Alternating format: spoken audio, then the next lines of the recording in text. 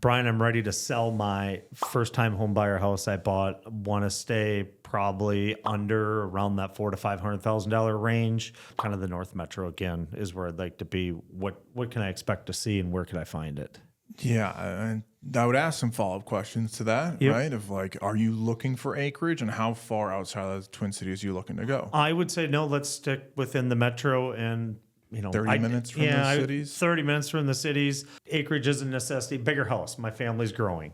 Yeah, you're probably going to find some of the pockets of neighborhoods, maybe old Leonhardt builds or something like that. I think North Meadow Curve comes to mind in that 450 to 500 kind of range, where you're going to find something that's between 2,200 square feet and 2,800 square feet. I think that's probably where you're at. Guessing on what your house is like an 1,800 square foot split or something like that, right? Yep.